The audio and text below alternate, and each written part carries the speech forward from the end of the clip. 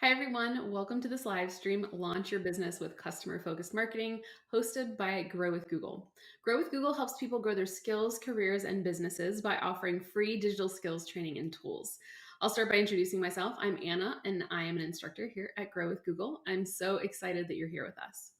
Today, we're going to discuss the basics of customer focused marketing to help you launch a successful business.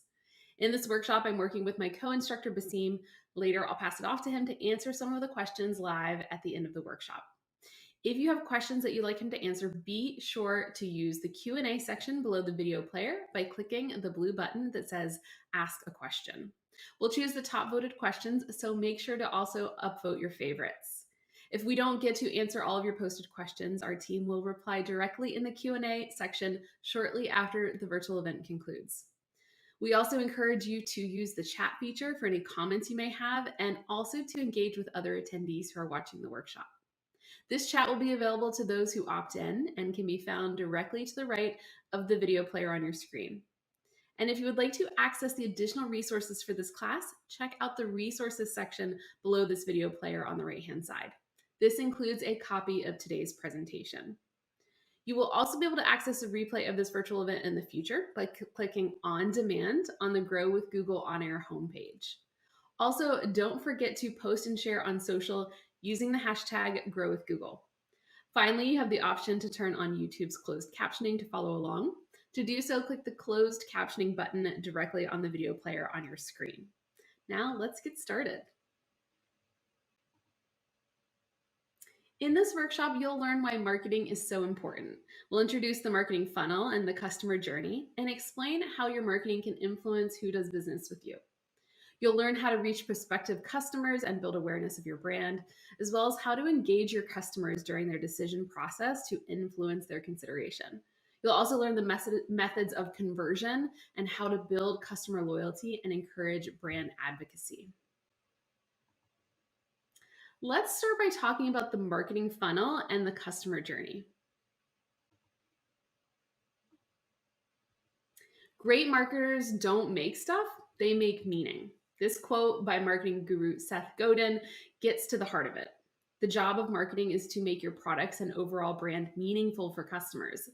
That's what creates a customer base that is loyal to your brand, choosing your products over others. But how does that begin? Meet Shalone Thomas and Sharika Winter, the founders of a business called TW Tote. Shalone couldn't find a professional way to carry his lunch to work. He tried a paper bag, a plastic bag, even a Velcro neoprene mail bag. None of them really reflected his style. He looked for a professional lunch bag online and he couldn't find anything that he liked at a reasonable price point.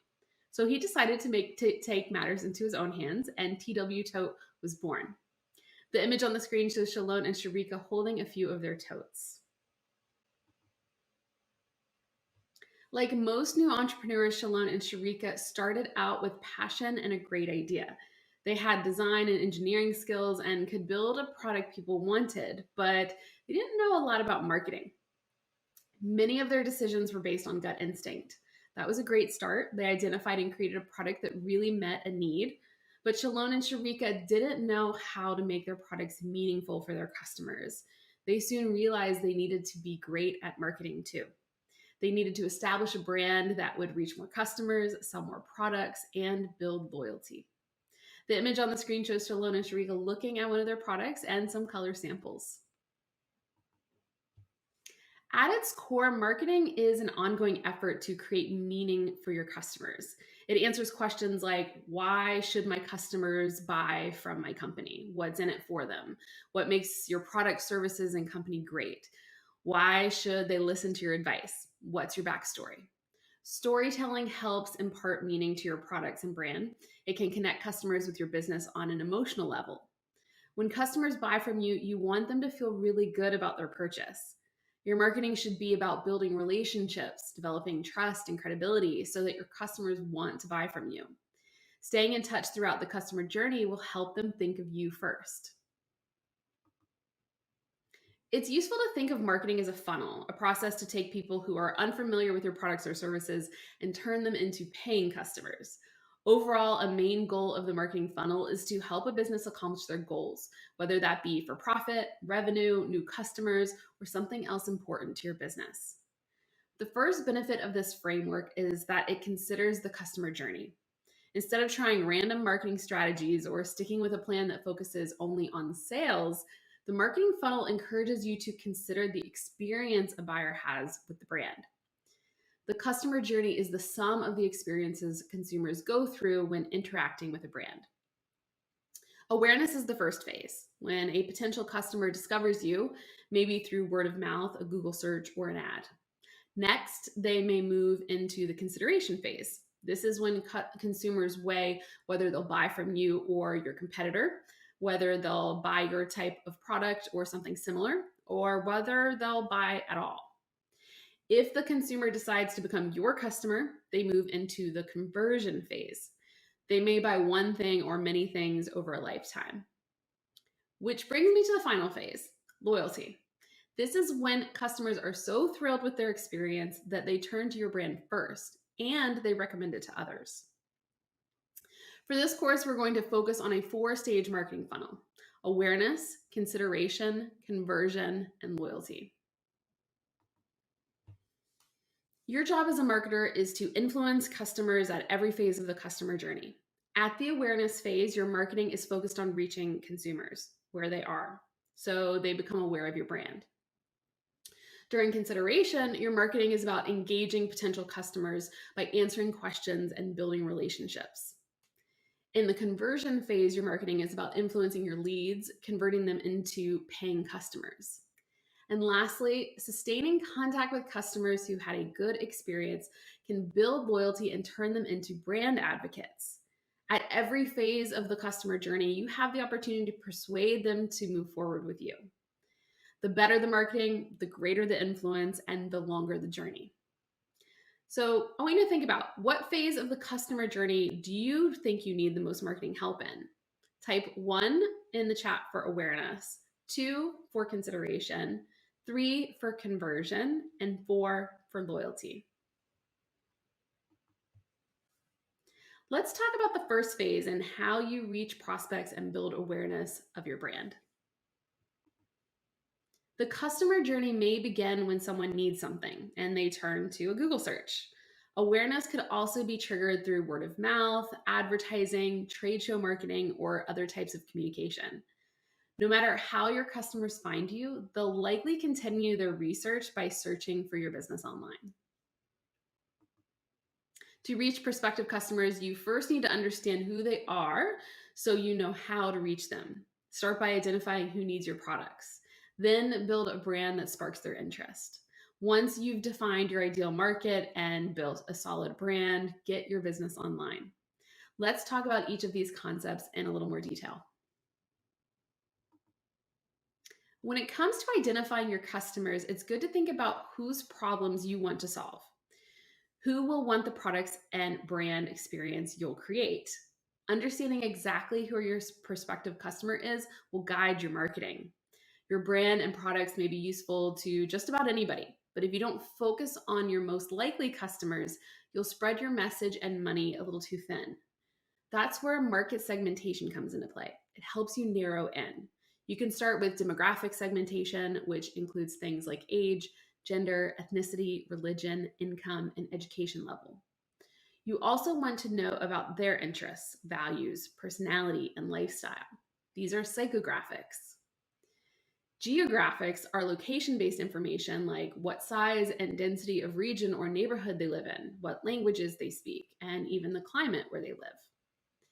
Lastly, behavioral segmentation involves understanding the frequency of your customers' purchases, their usage of your products, and their level of loyalty. Customer personas represent a group of similar people in a desirable audience. They're fictional users whose goals and characteristics represent the needs of a larger group of users. Customer personas can help you focus on creating marketing materials for the people who are most likely to buy your products or services. Naming them and associating a photo are common marketing practices. Consider this customer persona. Metro Michaela is in her mid-30s, female, single, and lives alone in a large city. She's college educated and has a mid-level management job in the fashion industry. Michaela likes to have friends over to cook and drink wine. She dreams of traveling, but she spends most of her time in the city, shopping at local boutiques and farmers markets. How would you market a product to Metro Michaela? Think about how you would influence Michaela along the customer journey. What channels would you use to reach her? What type of imagery, words, or tone of voice would appeal to her? What type of product attributes would be important to her? Type some of your answers into the chat. Once you identify your customers, it's time to create a brand that appeals to them. Branding is more than just choosing a logo that you like. A good brand identity connects emotionally to your prospective customers. Your logo design and brand colors will convey certain feelings and even inspire certain actions. Graphic elements communicate values and interests and should represent what your prospective customers aspire to. Your brand's messaging, tone, and voice do the same, helping to communicate what your brand is about, how it relates to them, and how it aligns with their values. These shared values and ideals create the basis of your brand. Before you choose a logo or colors, you need to define your values and ideals. TW Tote positions itself as a luxury but approachable brand. They wanted their products to be accessible while meeting their standards for quality and style. They use these characteristics to describe who they are, what they want to be, and how they want to be perceived. These values can be written into a brand positioning statement that establishes the foundation for your marketing efforts. Pictured on screen is Shalon and Sharika taking a packed lunch out of one of their totes. Your brand positioning statement is your North Star and can also be used externally in your marketing. It should include the customers you serve, so your audience, what you offer and how it addresses your customers' needs, how you're the best at what you do, and what differentiates you from your competitors. For example, your unique value proposition and your unique promise or mission. Brand positioning statements need to be brief, clear, and memorable. Good branding creates a cohesive, powerful experience for your customers, and it begins here. Here's a template that you can use for your own brand positioning statement. The blue words are placeholders. You will replace the 5 placeholders with words that apply to your brand, including the audience, the customer challenge or need, your company name, your product or service, and why it's different, and a brand promise or mission. In the case of TW Tote, the audience is working professionals. The customer challenge or need is a stylish and functional lunch bag. The company name is TW Tote. The product or service and why it's different is fashionable insulated vegan leather totes. And a brand promise or mission is everyone deserves a luxurious and functional lunch bag the entire family can use. Let's put it all together in a brand positioning statement. For working professionals who need a stylish and functional lunch bag, TW Tote provides fashionable insulated vegan leather totes because everyone deserves a luxurious and functional lunch bag the entire family can use. Once you've defined your prospective customers and designed a brand that speaks to them, it's time to get your business online. You may find an audience through existing platforms like social media sites, seller platforms like Etsy, or a directory site, often made for specific professions like accountants or plumbers. These existing platforms can help you to reach specific customers. But using them is like renting an office. You don't own the space, you lease it. That means the owner can change the space, raise the rent, or even go out of business and leave you in the lurch. If you build your brand's presence only on leased platforms, you risk the chance of your sole connection to your customers being wiped at the whim of the platform. Leased platforms should only be used as a supplement to your own website.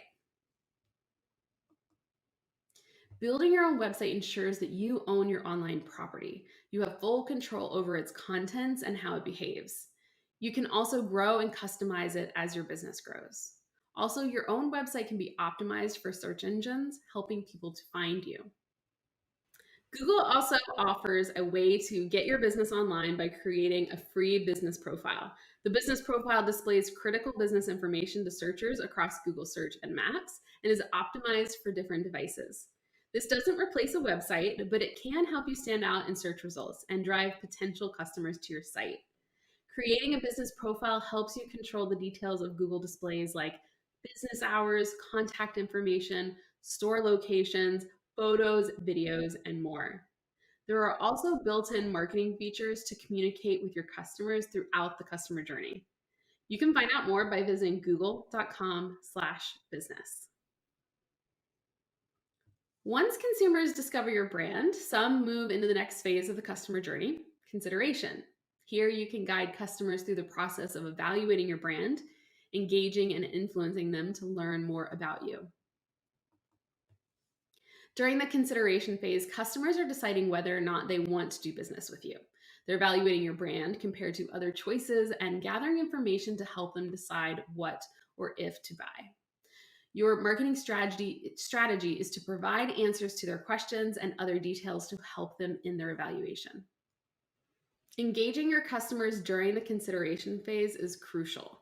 Learn about their needs and wants by listening to them, asking questions, and having meaningful conversations. Spend time communicating and delivering valuable information and content to your customers.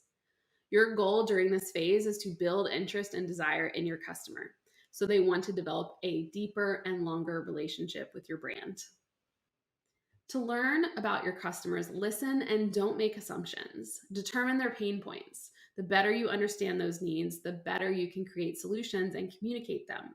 Shalon and Sharika at TW Tote discovered that their customers loved their lunch bags, but also needed different types of totes for a variety of uses. You can address the challenges your potential customers have with your particular industry, products, or with your brand specifically. Analyzing what customers are searching for online will give you insight into what they want and need. By listening and learning, you can figure out how to best serve your customers through your products and your content. You can use Google search to find out what your customers may be looking for. Often it's for solutions to their problems. How do your prospective customers search? What terms do they use that can connect them to your products or brand? Searches for TW Totes customers might be around fashionable work bags or even style tips. These search terms become the keywords and keyword phrases that should be used regularly throughout your marketing. Most small businesses should have at least 5 and up to 30 keywords or phrases that they know their customers use to search for their type of product and expertise. What keywords have you identified for your business? Let us know in the chat. Whenever you enter a search query, you'll see a list of related searches at the bottom of the search results page. That is what's highlighted on this slide. TW Tote could type professional lunch bag into the Google search bar and see what related searches come up. Those may be good words or phrases to use in their marketing.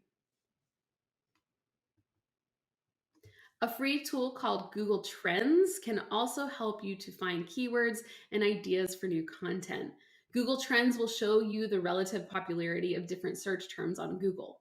If it has enough data, Trends can show a forecast of search volume and searches experiencing significant growth.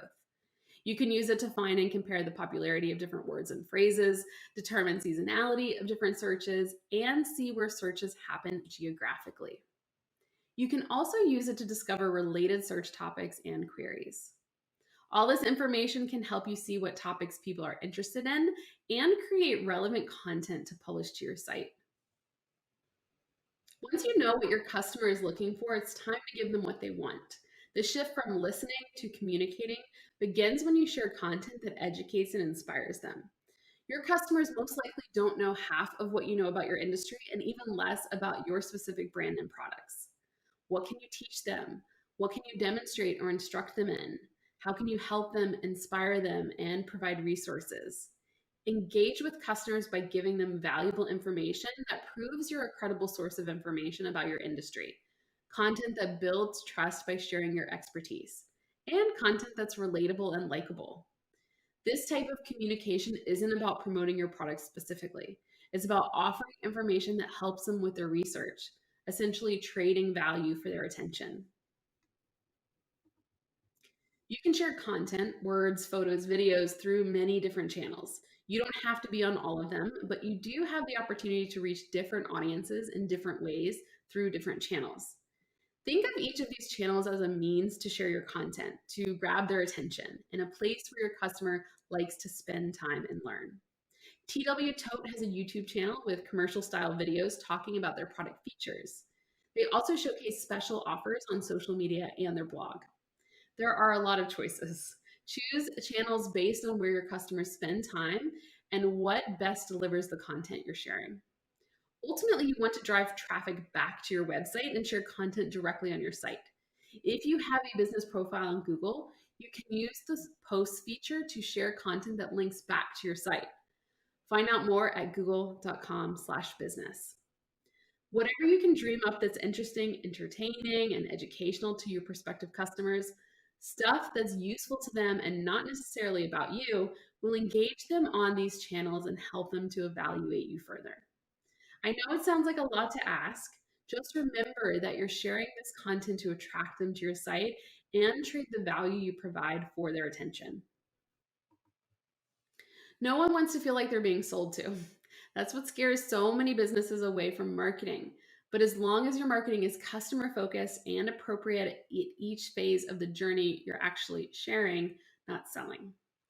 Provide opportunities for your customers to evaluate your brand and products through your content. One page on TW Tote's website describes how their products are made and what makes them special. You can do this with an FAQ page on your website or a comparison spec sheet to understand your different packages. Create demo videos and educational webinars that help your customers evaluate your brand. Sampling and free trials are also ways to help customers decide whether or not to buy. Encourage people to sign up for your email list. Through email, you can segment your audience and send personalized communications that continue nurturing your customer relationships during the consideration phase and lead to conversion for those who are ready. Pictured is the How It's Made page on the TW Tote website, which describes the materials used to make the totes and why. Communicating in this way with your prospective customers helps develop a relationship built on trust, credibility, and likability. These are things you earn by putting in the work we've talked about so far. Beyond sharing great content, you also need to spend time solving their problems, even the ones that come up before they become a paying customer. You can influence their consideration by having conversations, answering questions, and helping your customers evaluate you. Marketing during the consideration phase can be long and takes patience, but having a consistent content strategy and dedication to engaging your customers through a variety of channels will solidify a relationship that lasts. Let's look at another real world business to help us understand the third and fourth phases of the customer journey. Meet Tracy and Danny, the mother-daughter team behind Wicked Good Cupcakes. In 2010, they took cake decorating classes. Their passion became a business, and their first store opened in October 2011. As their reputation grew, they received hundreds of shipping requests, but they couldn't find a way to ship cupcakes and have them arrive fresh and intact. That's when they came up with their big idea: cupcakes in mason jars. By filling jars with layers of cake, frosting, and filling, the cupcake stays fresh for 10 days without refrigeration and can be shipped easily. News spread, and in April 2013, Tracy and Danny debuted their product on ABC's Shark Tank in front of 10 million TV viewers. Wicked Good Cupcakes became the go-to site to buy unique baked goods online. With an appearance on a popular TV show, Wicked Good Cupcakes had achieved brand awareness and were actively engaging with their customers.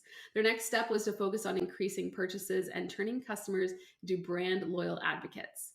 It was time for Tracy and Danny to do more marketing focused on the conversion and loyalty phases of the customer journey.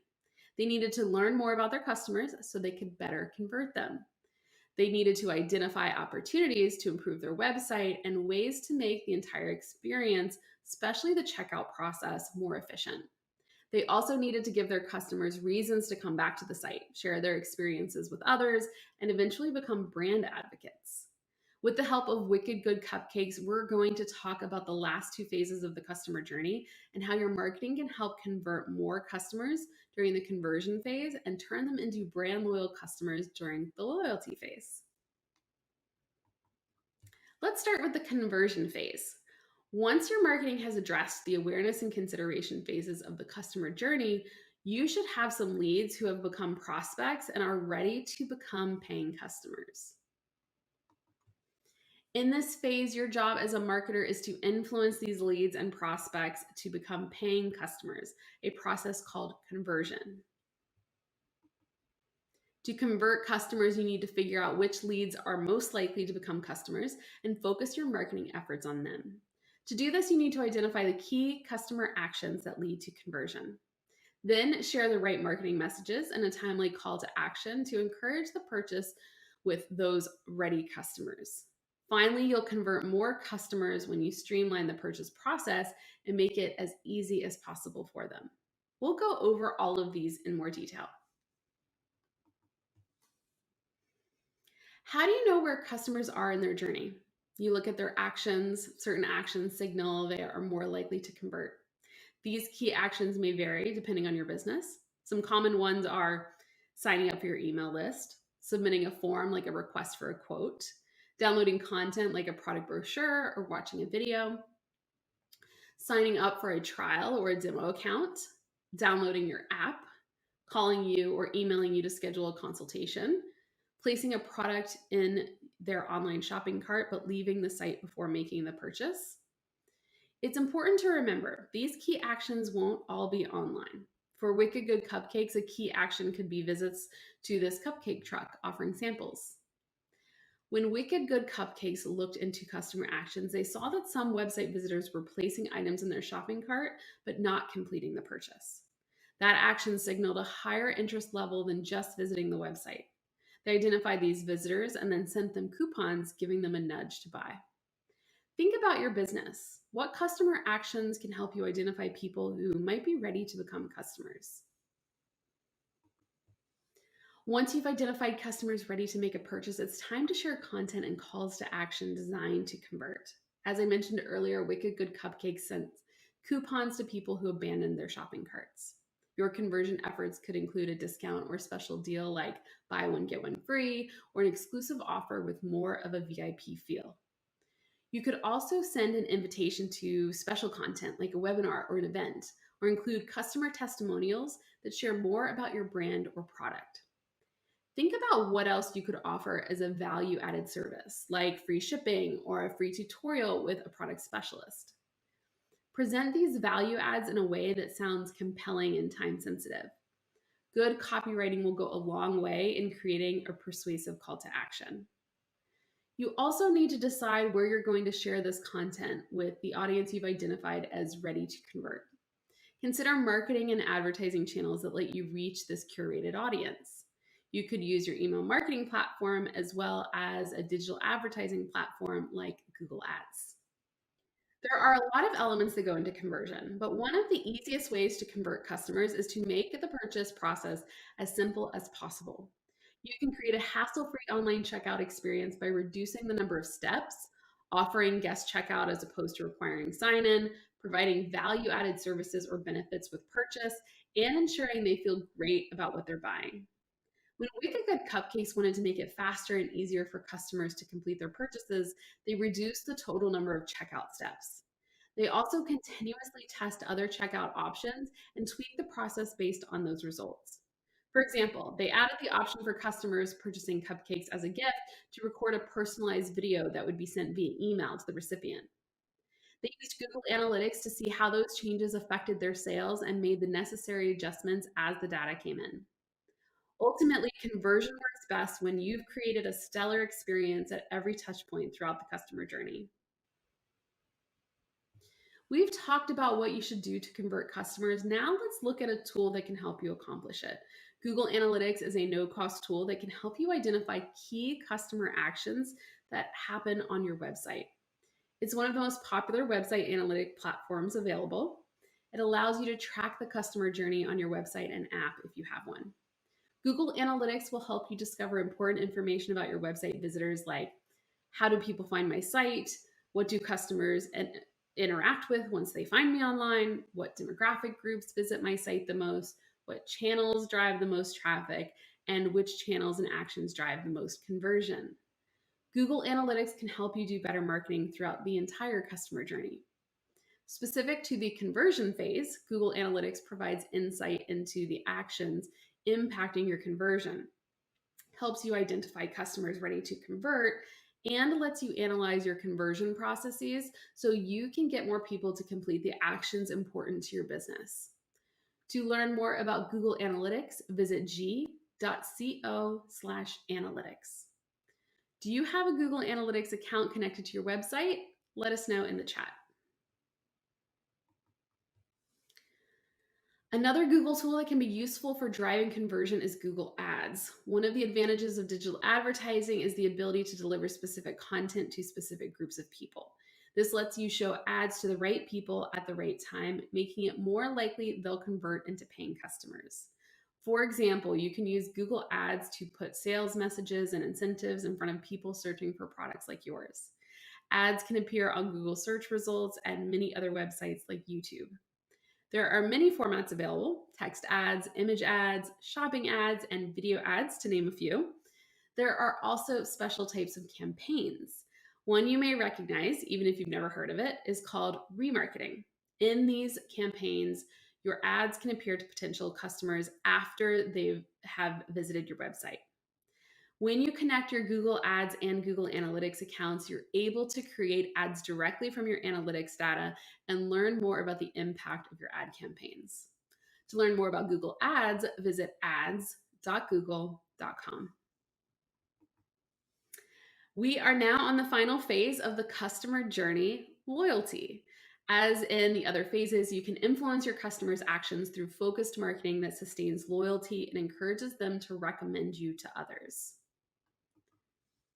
By giving your customers more to consume and making their experiences great, you can sustain their business and earn their loyalty. Loyal customers think of your brand over all others.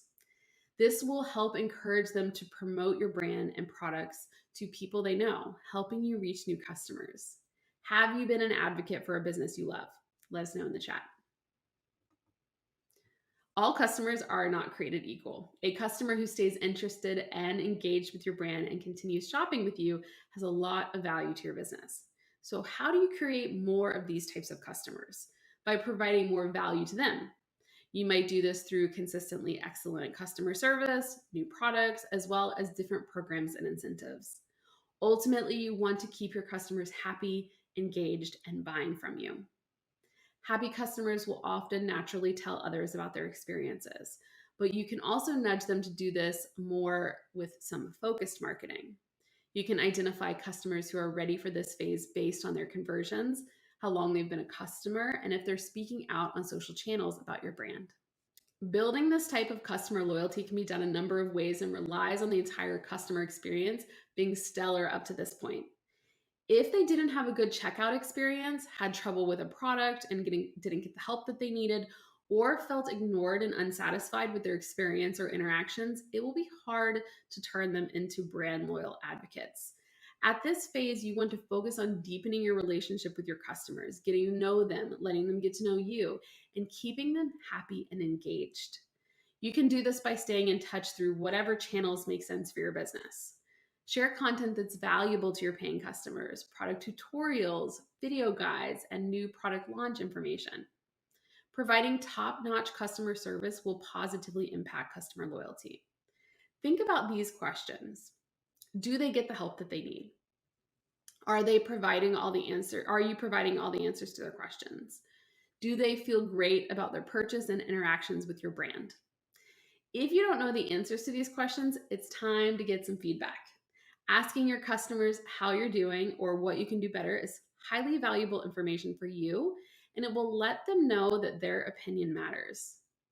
It will help you continually improve your offerings, service, and overall brand, which will also help build customer loyalty because they'll know that you're listening and that you care.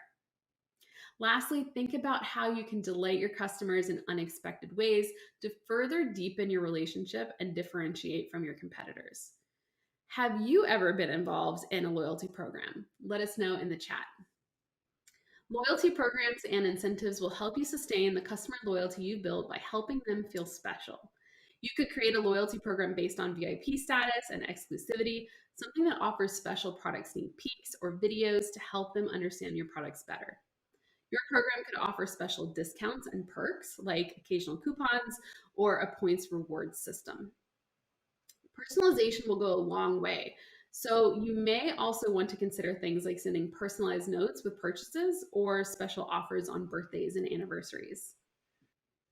Once your customers feel taken care of, even delighted, they'll be more open and encouraged to recommend your brand to the people they know. This is so powerful because your current customers most likely associate with people within the same target market, making their friends and connections your next big customers.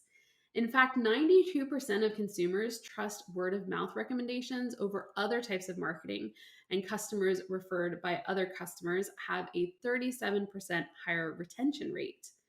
These are important reasons to not just focus on sustaining loyalty, but encouraging advocacy. Happy customers will naturally spread positive word of mouth. Of course, the opposite is also true, which is why you want to create an excellent customer experience. You can help your customers spread the word by putting opportunities to advocate for your brand in front of them. Start by asking your customers to leave you online reviews. Consider asking your best customers for testimonials or permission to make their experience with you into a case study. You can also create referral programs that incentivize your customers to pass along messages and offers to their friends. Contests and social media sharing opportunities with prize incentives are also a great way to help them help you.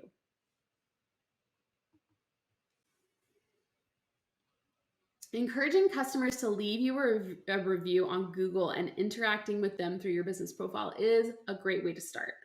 Your happy customers become advocates for your business through the reviews they leave, which become a great way for new customers to learn about you in a way they trust. Responding to your reviews in a timely and professional manner shows customers that your business listens to feedback and can positively influence potential customers. You can respond in the search results and in the Google Maps app. Search for the name of your business, and you'll see the option to read and respond to reviews. Keep your replies short and sweet. You can use it as an opportunity to share more solutions and resources with your customers, or just simply say thanks. You can definitely ask a customer to leave you a review. Just avoid offering incentives to do so. Your replies are a simple but powerful way to build brand loyalty and encourage advocacy. What about you? Do you have a Google business profile? Type 1 for yes or 2 for no in the Google chat. Your customers are not the only ones who can become brand advocates. Employees, partners, and vendors are great candidates for brand advocacy. Even if they aren't actual customers, they have intimate knowledge of your brand and can be encouraged to advocate for you. Paid influencers and affiliates are another form of advocate. Influencer tip, Influencers are typically people who have influence among your target audience, and the content they share is in line with your brand. Influencers are paid to recommend your brand or a specific product, typically through social media. Affiliates are typically people in your industry who have a wide reach or a lot of traffic on their website. Affiliates receive a percentage of a sale they generate through their advocacy. Take the time to identify your advocates and unleash their advocacy powers. We've come to the end of the customer journey. As you can see, there's a lot of marketing you can do to influence the customer journey to ensure your potential customers become aware of you, consider you fully, complete a conversion, and become loyal brand advocates. Before we finish today's session, take one moment and think about all the ideas we covered today. Can you write down at least one thing that you will do next, the start of your action plan to help launch your business? If you'd like to share, please type it in the chat box. Customer focused marketing for the awareness and consideration phases of the customer journey starts by defining who your customers are and creating a brand that speaks to them. You'll need to get your business online in order for your customers to reach you and research you. Spend time listening to prospective customers and learning about them so you can communicate effectively and deliver valuable content. All of this works to develop strong relationships with your customers in hopes that they move into the next phase of the journey. In the last two phases of the customer journey, your marketing is focused on converting your customers and turning them into brand loyal advocates. Not all of the people who show initial interest in your brand will move to these phases. So it's important to identify key actions someone in the consideration phase would take that would likely lead to a conversion.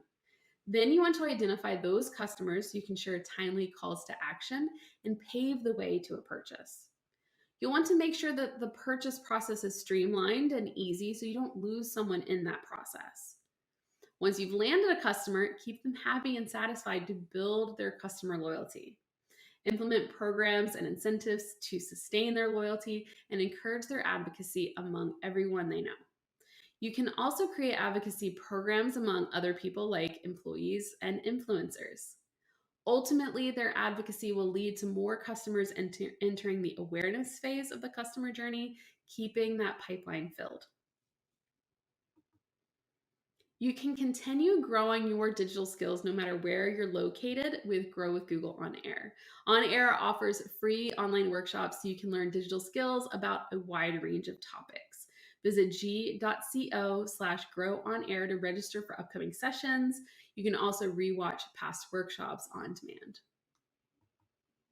If you're looking to start a new career and land a competitively paid job or build skills to grow in your career, check out Google Career Certificates. Google Career Certificates can give you a path to in demand jobs with top employers that are currently hiring.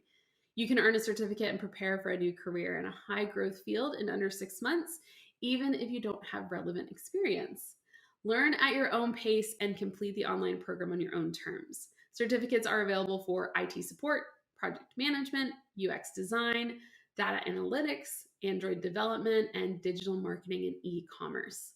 Get started at grow.google/certificates. If you enjoy video lessons, subscribe to the Grow with Google YouTube channel at youtube.com/c/grow with Google. The channel publishes a new video every Thursday covering topics that can help you grow your skills, careers, and businesses. Grow with Google is an initiative to help people prepare for work, find jobs, and grow their businesses.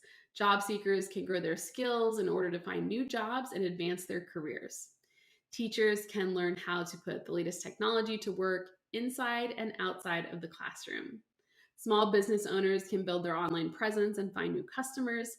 Startups can learn how to get their ideas the exposure that they need to succeed. Developers can sharpen their current skills and master new ones. To learn more, visit google.com/grow. This wraps up the presentation portion of today's workshop. Now just give us a few moments to pass things off to Basim, who will answer some of the questions you submitted.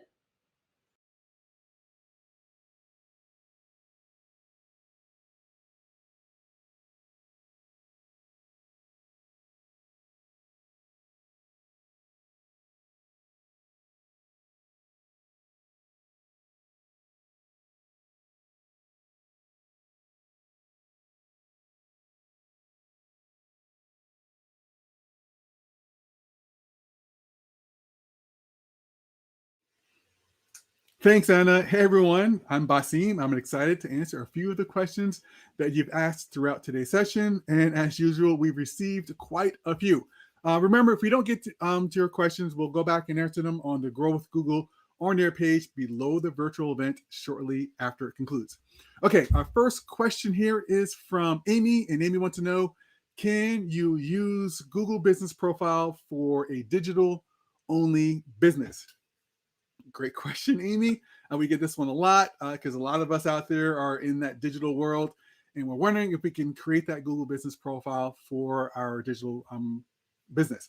And then so when we talk about the language behind it, so a Google Business Profile is only available for local businesses that actually do face-to-face business, like interactions with their customers. So I always like to say that if you have the ability to shake your customer's hand, then you're in business and you're good to go for a business profile.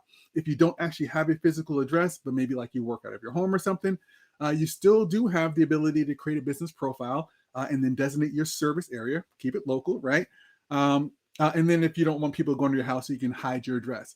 So like, just really understand, like that's the key. Like even if you're a digital business, but let's say you have an office or you meet your customers face to face, that's really the key thing. If you have no intentions of meeting your customers face to face, and you just want to sell things online, then most likely you are not eligible for a business profile.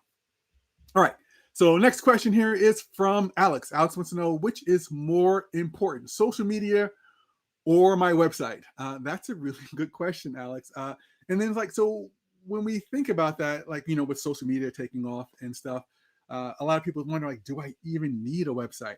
And this is kind of a tricky question. And so you really won't know until you experiment. So you can get out there and try just going full on social media only, but really put a good effort into social. Like, don't just create 5 different accounts across multiple different platforms and not to do anything with them, because your results are not going to be there. But if you really get in there and you try social and it's not working, then you can try something else, right? And the same thing goes for your website, right? If you try your website and it's just not working, number one, you can try revamping your website, or you can, of course, try other things like social media. But in general, we do find that a business that leverages, if you get the most success from a business that leverages, of course, a great website with social media driving traffic to that website. All right. Next question here is from Julia. Julia wants to know, how do I know who my ideal audience is? And then so that's a really good question, Julia. And then so like too often we look at audiences in terms of like demographics, right? Like for example, like women between the ages of 35 and 55.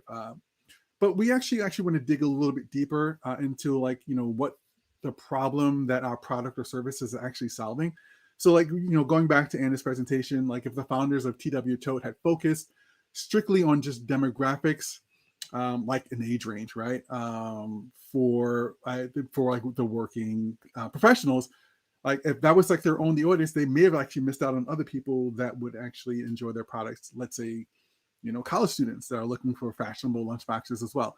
So you really want to just look at that, and then really understand it may not be an ideal audience as much as like who my potential audiences are. And then based on setting that up and establishing that and then targeting those potential audiences, you will start to find out who your ideal audience is by the ones who are spending money on your products and services. Now, of course, you won't be able to see that and understand that without connecting to an analytics product like Google Analytics. So set up those analytics, see who's coming in, and then get the demographic information of the ones that are really putting money in your pocket. All right. Next question here is from Hansel. Hansel wants to know, if my ads are not performing well, is there a way for me to tell whether it's the ad itself that needs to be redone or my campaign strategy that needs an overhaul? And that's a really good question, Hansel. And this really is why it's important, number one, to pay attention to all of the activity and all the analytics behind your advertising strategy. And also like connecting Google Ads to your Google Analytics allows you to really understand what I like to call the click all the way through the conversion, right? So the ads, of course, are driving traffic to wherever you want it to, probably your website. But then you can see from that click, number one, is it actually driving the conversion I'm looking for? And if it's not, is it the ad? I mean, so like they clicked in the ad, they liked it, they went to the website, but they're not buying anything. So maybe it's not the ad, which is getting people to click, but it could also be your website, right? So your website may not lead them down the final path of conversion, and that's a big deal. Like I always say, don't drive people to your website using advertising unless your website is ready to close the deal, right? So make sure your website is really ready to close that deal, and kind of look at that. So and also when it comes to ads, I mean, sometimes you might need to try different things, testing different ads based on what you know about your audience, and then evaluate those results. Advertising is not just a set it and forget it kind of deal. You always want to go back and look at what's really working and what's not. And then with that information, then you can make the right informed decision. All right, next question here is from Kenny. Kenny wants to know, how do I anticipate which keywords or phrases my customers will use to search for my kind of business? That's a great question, Kenny. And then when we talk about that, it's actually all about the questions, right? So it's like really understand the questions your customers come to you with, right? So when you think about what are those questions they come to you with when they just basically want to know about your products or services, and also how they ask that question. So like understanding different terms like how versus why, or whatever it is. Like, so how much, or how long or how to. Like these are different things that you can use when you start talking about those keywords and those phrases, um, followed by, of course, your topic at hand. So like a good example would be like, how much does it cost to cut down the tree? For example, I just had some tree work done in my yard. So like, think about that versus, how long does it take to cut down trees? Like people aren't going to ask that as much as how much is it going to cost? And like what equipment might be involved. Like, so all those different terms along with that actual topic will really help you to nail down the right keywords and phrases. Next question here is from Elaine. I don't know which social media channel I should use, but it feels overwhelming to be on all of them. How do I choose? Well, definitely don't need to be on all of them because then you're just spreading yourself thin, right? So you really want to be able to focus on, I would say, 2 to 3 channels that really, really help to promote what you're doing. So like thinking back to TW Tote, perfect example. It's all about targeting people in the workforce, like in the workplace, right? So like a professional networking site like LinkedIn would be a great place for targeting working professionals, right? And so really understand, like, number one, who your audience is and which social media sites really cater to them. And also, I mean, like their totes are fashionable, right? So when you start talking about that, promoting those items visually through something like an Instagram, right, where you have those photos and even videos to really help promote that product, might be another good second choice as another social media site.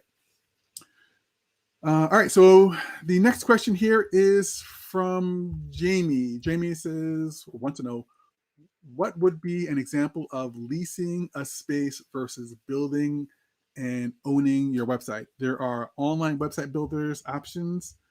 Are these examples of owning your website, or is it leasing space? Oh, okay.